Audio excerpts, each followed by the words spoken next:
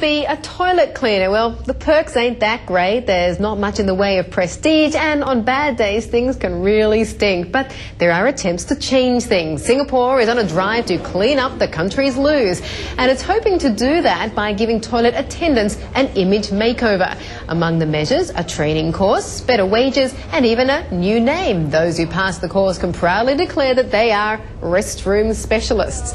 Well, they say it's a dirty job, but someone's got to do it. Jack Sim is founder of the World Toilet Organization, the group at the forefront of Singapore's drive for cleaner bathrooms, and he joins us here in our Singapore studio. Great to have you with us today, Jack. Great to be here too. I want to ask you, why for your training courses for someone to become a restroom specialist, you've got in these experts from Japan. Why from Japan? Are they have they reached the pinnacle in terms of toilet cleaning?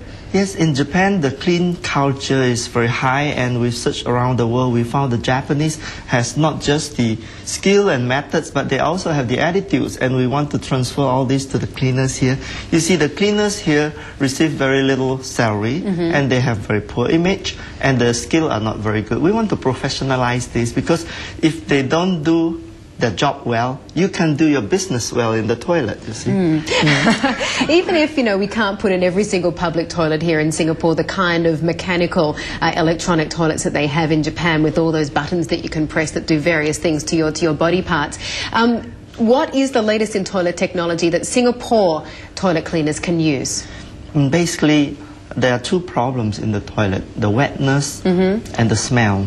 And through this course, we train the restroom specialists to take away that smell, and after the course, the toilet will always be dry and it will never smell. Because the urine salt that is crystallized in hidden parts of the toilet, they have to be removed, otherwise it's permanently going to stain. And currently they're just cleaning it on a daily basis.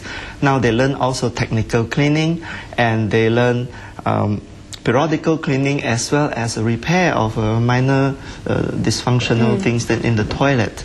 You say, Jack, that you want to try and not just boost the image and morale of toilet cleaners in Singapore, but you want to also boost their wages. But how do you get the employers on board to boost the wages? Actually, this comes from the Singapore government. They're very supportive of moving the low-wage people up in a program called the Job Redesign program, and this is driven by the National Trade Union Congress and the workforce development agencies, and they support us to bring the Japanese in. And by empowering the cleaners and bringing their skill up, they can do the job of their supervisor, they can do the job of the float team, the technical cleaning people, and they can deliver a better service and better products. So for that, they should be paid more. Right now, they're paid about 700 Singapore, and we think we can move that to $950 or $1,000. I'm sure they're paid a lot less in China, where the toilets always stink and you find them by following your nose. So are you going to give any pointers to Chinese city planners who plan to spruce up their loos?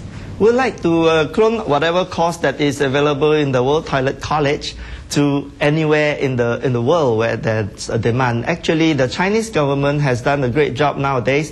In Beijing, we have the World Toilet Summit following the renovation of 4,000 toilet blocks to welcome the people for the Olympics. And in Shanghai, we're also in cooperation with them. Next 2 weeks, I'm going to the rural area to develop the rural school sanitation as well. Wow. So yeah, there are lots to do.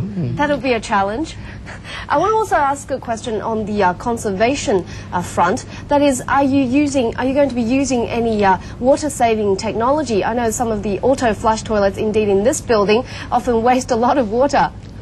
Yes, I think that there is a movement in the future towards ecological sanitation. First, we save water, but later on, we have to ask the logic that do we still use water to flush the human waste? And do we keep the urine together with the feces? Because the urine is phosphorus rich, and we could recycle that to replace the depletion of phosphorus, and we could return that to the soil. So there is a lot of things for the World Toilet Organization to do. Yeah, that's a great idea. I want to ask you, Jack, before I let you go, where is the cleanest toilet in Singapore?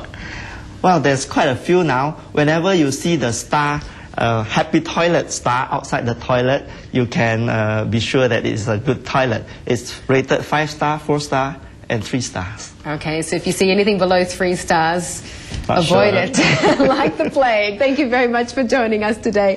Jack Sim with the World Toilet Organization. And on that happy note, we've just come to the end of Market Watch. Do stay with us now on CNBC as we head to the US for On the Money. And from all of us here on the Market Watch team, we've enjoyed having you with us this week.